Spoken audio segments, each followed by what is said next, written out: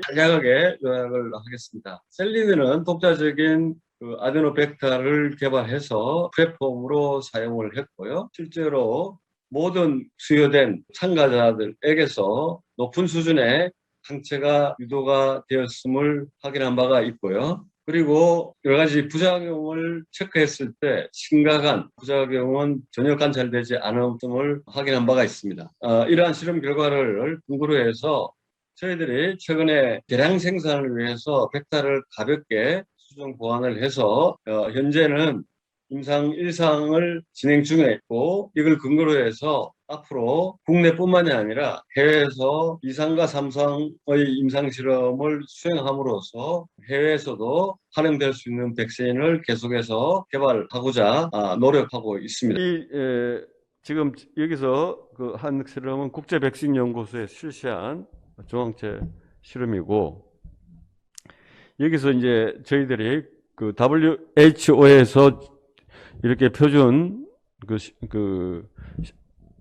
실험 가지고 했던 거와 여러 가지 수치를 비교해보고, 현재 나와 있는 앞으로 예상되는 ICP, 그러니까 프로텍션을 할 수 있는 ICP 값들이 전 세계 많은 논문에서 나오고 있습니다. 나오고 있을 때 저희들이 그런 값을 봤을 때 저희들이 얻고 있는 이 중앙체 값은 ICP로 제시되는 값보다는 비교적 훨씬 높은 중앙치 값을 가지고 있기 때문에 저희들이 앞으로 허가를 받는 데 있어서 이 정도의 값을 얻는다면은 뭐 미드도 주든 하이도 주든 상관없이 허가를 받는데 아무런 문제가 없다, 저희들은 생각을 하고 있고, 그런 측면에서 저희들이 WHO에다가 ICP의 제정에 대해서 신속하게 해달라는 요청을 저희들이 개인적으로 계속 보내고 있다고 말씀드릴 수 있겠습니다. 자, 그 다음에 T셀의 중요성은 제가 앞에서 말씀을 드렸는데요. 저희들의 T셀 반응은 도주에 상관없이 매우 강하게 잘 나왔습니다. 잘 나왔고, 특히 실제로 바이러스 감염에 있어서 중증이 일어나는, 폐질환이 일어나는 가장 핵심적인 부분에서 실제 감염된 세포들을 완전히 제거하는데 아주 뛰어난 CD8 T셀 반응을 강하게 유도할 수 있다는 것은 저희 백신의 중요한 장점이라고 저희들은 간주하고 있습니다. 자, 이 부분에 대해서 이제 뭐 간단히 요약을 드리면은, 일단 뭐 원숭이 실험이나 마우스 실험을 통해서 챌린지 실험을 통해서 완벽한 프로텍션이 저희들이 관찰이 될 수 있었고, 임상 실험 1상과 2상을 통해서 저희들의 백신은 비교적 안전하고 비교적 높은 수준의 중앙체를 유도할 수 있었고, T셀 반응도 강하게 일어났다는 것을 알 수 있었습니다. 근데 저희들이 이런 임상 실험을 하는 과정에서 혹시 대량 생산에 대한 여러 가지 지속적인 연구를 하다 보니 혹시 RCA라는 레플리케이션 컴피던트 바이러스가 출현할 가능성에 염두에 두고 벡터를 간단하게 수정을 한 바가 있습니다. 그래서 이제 이런 것을 시각자와 논의를 해서 이걸 이제 앞으로 임상을 어떻게 할 것인가 이렇게 논의를 했는데요. 우선 첫 번째는 저희들이 이렇게 조금 변형된 백신도 역시 이 데이터에서 보여주듯이 원숭이 실험이나 마우스 실험에서 예전 백신과 동일한 효능을 가지고 있다는 걸 이미 증명한 바가 있고요. 을 면제해 주기를 변경된 벡터에 대해서 시각처에 오랜 기간 요청이 왔으나 잘 받아들여지지 않았습니다. 그래서 시각처 요청사항은 일단 간단하게 해서 일상을 실시한다면 그동안의 데이터를 같이 함께 봐서 바로 2B와 3상의 임상을 고려해 줄 수 있다, 이 정도로 언급을 받았습니다. 그래서 저희들이 전체적인 그림에서 임상 진행에 크게 시간적으로 많은 영향 없이 원래 계획대로 임상을 진행할 수 있을 거로 저희들은 생각을 하고 있습니다. 대체로 지금 일상이 조만간 이제 시작되고 빠른 시간에 맞춰줄 수 있기 때문에 동시에 2B와 3상을 뭐 국내뿐만이 아니라 타 국가, WHO에서 우리가 허가를 받기 위해서 실시하는, 뭐 예를 들면 베트남 등을 포함한 다 국가에서 동시에 실시하기 위해서 지금 열심히 프로토콜을 준비하고 있다 말씀드릴 수 있겠습니다. 그래서 이걸 근거로 해서 식약처 논의한 결과 식약처는 일상 실험을 해주기를 원했기 때문에 40명을 대상으로 임상 실험을 지금 현재 진행 중이고 다음 주에 완료할 예정입니다. 투여를 완료하고 10월 중순경에 모든 스터디가 마무리될 수 있을 거라고 저희들은 보고 있고요. 그걸 근거로 해서 저희들이 이제 2B와 글로벌 2B와 3상을 하기 위해서 국제 백신 연구소하고 프로토콜을 지금 짜고 있다고 말씀드릴 수 있고 그 부분은 나중에 다시 말씀드리겠습니다. 한편으로는 저희들이 변종 백신을 개발하고 있는데 다양한 변종 백신을 저희들이 다 만들어서 이제 준비를 하고 있습니다. 여기서 보여준 대표적인 데이터는 델타 변종에 대한 백신을 만들어 가지고 중앙항체 값을 측정해 봤을 때 델타나 델타 플러스에 매우 효율적으로 중화 항체 값을 보여주고 있고요. 국제 백신 연구소가 다양한 결과들을 저희들한테 이제 직접 만들고 지금 그 아스트라제네카의 결과나 모더나의 결과나 화이자의 결과에 대한 ICP가 제시되고 있습니다. 제시되고 있고 그 숫자가 나오고 있습니다. 숫자가 나오고 있기 때문에 이렇게 그림을 그려가지고 프로텍션 되는 범위하고 ICP 값이 조금씩 나오고 있기 때문에 저희들은 그 값을 그 허가받는 기준에 있어서의 ICP 값은 충분히 저희들은 넘고 있고 그렇기 때문에 ICP가 나온다면 허가받는 데는 저희들이 걱정할 필요는 없다. 네. 다만 이제 시간적으로 그게 올해 나오느냐, 내년 초에 나오느냐, 뭐 이런 부분은 저희들이 약간 지켜보고 있을 뿐이고 그 부분은 저희들 끊임없이 그 WHO에 가서 발표도 하고 ICP를 빨리 준비해달라고 요청도 하고 있습니다. 그래서 아마도 그렇게 머지않은 시간에 일부 우리 국내 교수님들 중에서도 이미 ICP는 나와 있는 거랑 마찬가지다라고 말씀하시는 분도 계시거든요. 이제 그런 점을 감안한다면 그렇게 길지는 않을 거다. 한 가지 시간이 좀 걸리는 이유는 뭐냐면 중앙체 값 때문에 그런 건 아닌 것 같아요. 왜냐하면 T셀 기여도를 어떻게 봐줄 거냐. ICP에 이제 그런 것에 대한 약간의 문제가 있고 이제 그런 점에서 저희들은 T셀도 매우 잘 나오기 때문에 이제 ICP 중앙체 값이 나온다면은 저희들은 뭐 비교적 안전하게 허가를 받을 수 있지 않겠나 기대를 하고 있습니다. 네, 답변 네. 감사드립니다. 네. 네.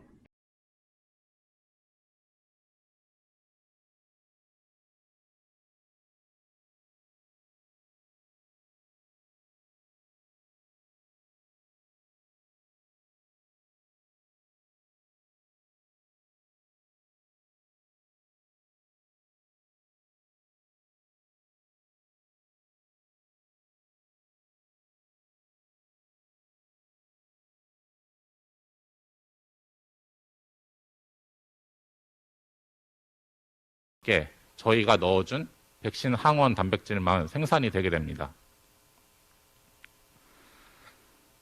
그런데 이런 생산세포주 내에서 생산 과정에서 저희가 의도하지 않은 그런 산물이 생기기도 합니다. 이것을 복제 가능 아데노바이러스, 줄여서 RCA라고 합니다.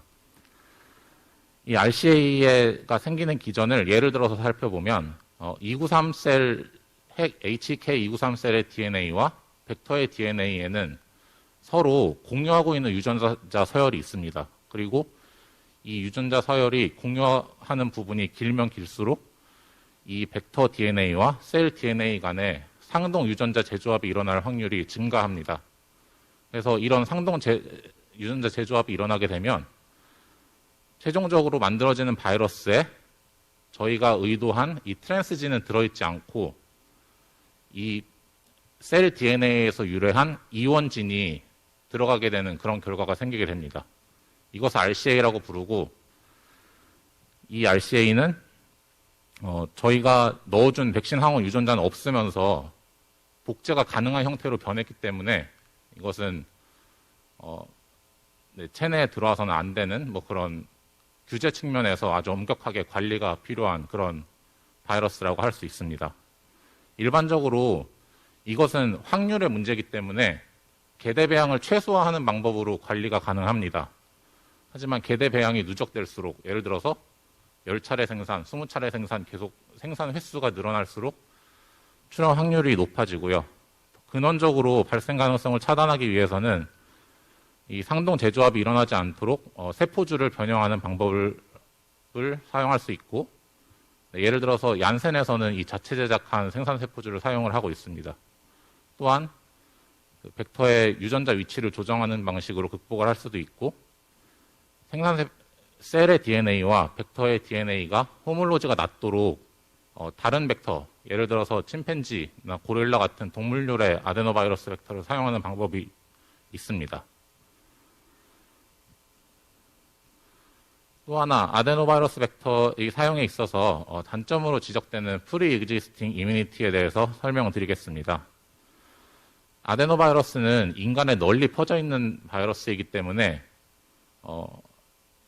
여기 계신 분들 또는 보고 계신 분들도 많이 아데노바이러스에 감염된 이력이 계신 분들이 있을 수 있습니다.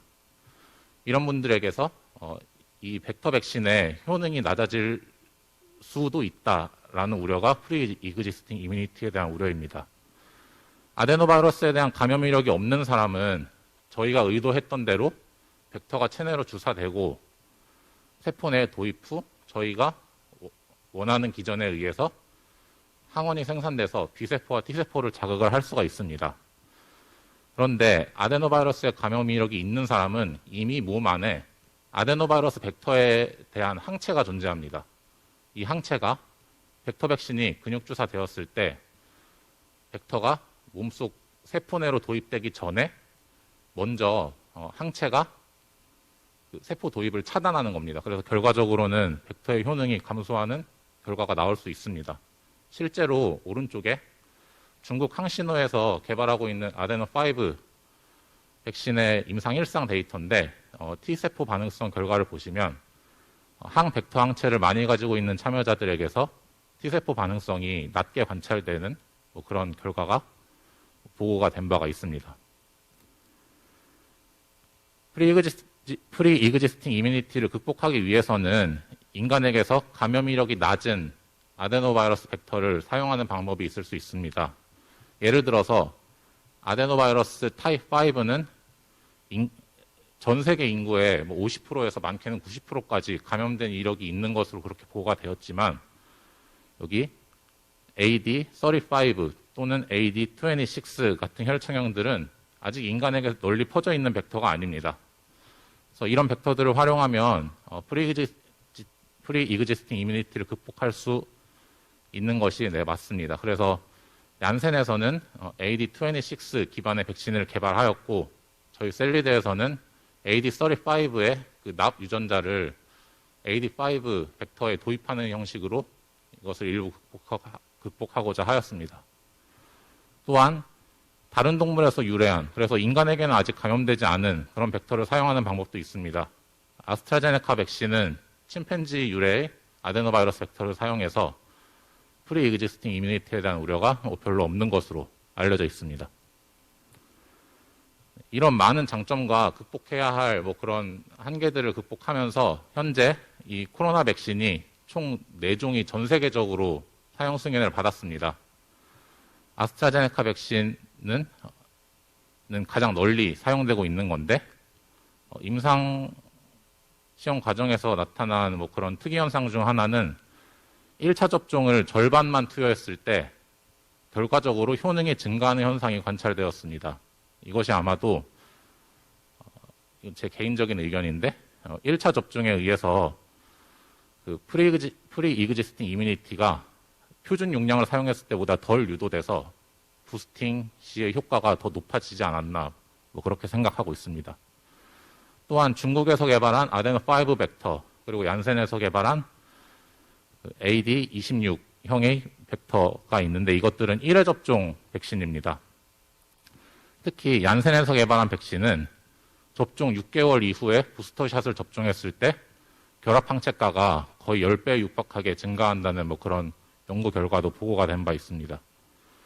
또한 러시아에서는 인간의 26형 벡터와 5형 벡터를 교차 접종하는 방식으로 2회 접종의 백신을 개발해서 사용하고 있습니다. 허가된 백신 외에도 현재도 많은 아데노바이러스 백신 후보들이 현재 임상 단계에 진입해 있습니다.